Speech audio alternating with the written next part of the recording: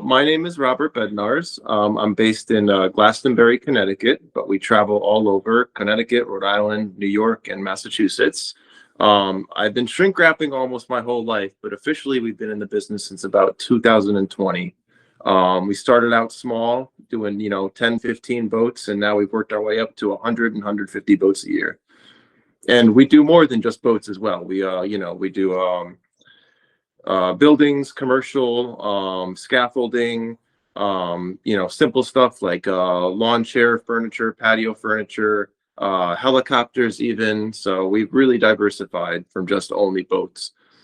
When you guys first came out with the company, and I thought it was very cool. One, because the color was green, and I thought it was unique. And I think I saw some of your first projects, if I remember correctly, were in Maine, maybe. But anyways, I saw the pictures, and I remember showing them to my friend. And I believe I followed you all the way back 3 years ago.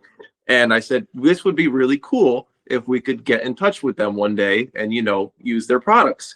And come to find out, you guys really ended up expanding as a company in the past couple of years. And when I saw that you guys were certifying people from the program, I reached out immediately because I wanted to be a part of that. I will tell you, already the material was much thicker, and you could feel the quality. It was heavier. I know it's, I think, half a mil or 1 mil than the average, which I think is 7. Yours is 7.5, correct? I love the packaging. No more cardboard boxes. Normally I get the rolls in the cardboard boxes. This was nice. It fits easily on my truck. I have a system where I unroll it from the back. But as for the material itself, I like the way it shrunk. So I used two different guns for shrink wrapping. I used the handheld shrink press guns, and then we used the express torches as well. And immediately when we hit it with the express torch, we were probably shrinking, I would say, 2 square feet per second, with the torch. I mean, it was very fast.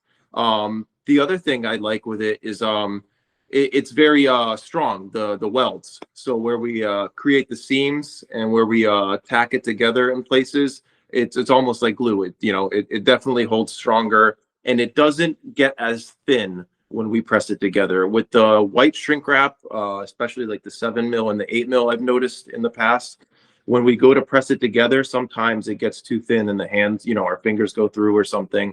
But the greens seem to be, very sturdy. And already, it's catching many eyes at the marina where it was at. We just did the 57-foot schooner that was there, and it's right at the front of the marina, so it's great advertisement for bioaqualife. But honestly, with the comparison and the pricing and the quality of the material and the wrap and the way we like it, I wouldn't mind switching completely to the green and just across the board, because the price difference really isn't that much. And the quality and well, one, I mean, economically and stuff is good for the environment, so there really isn't any reason why we shouldn't switch completely to the green. So for next year, as long as everything is okay with the distributor and I get everything worked out, then I would like to completely switch. So rips clean, it sticks very well. And I noticed it doesn't melt as quickly as the white tape. The white tape tends to melt very quickly and sometimes catch fire. The green really held its the temperature and stuck well. So I noticed when we're shrink wrapping like large areas, maybe like 6 feet by 6 feet, and when we shrink wrap, we try to remove like all the wrinkles and stuff like that. We really try to get a smooth, flat, tight surface. And with the white, I noticed, even though you can get it nice and tight, when you move on to another area, it kind of stretches the white back out again, and it kind of gets the wrinkles in it and stuff. With the green, I noticed it kind of was a little bit stronger. So when I moved on to the next area, it just stayed smooth, like kind of like glass, like a mirror, all the way along the boat. So that was actually, kind of satisfying to see, and it looks better. It's more aesthetically pleasing too. So honestly, many of the marinas over the past couple of years have been switching over. They've been really trying to become, what's the word, more eco-friendly marinas. They're really worried about like the bottom painting. They don't want people washing their boats and rinsing them down. So it's more and more stuff to try to, be more friendly to the environment. Because let's be honest, I mean, almost everything we do with boats is toxic. I mean, even working with resins and styrene and all that stuff.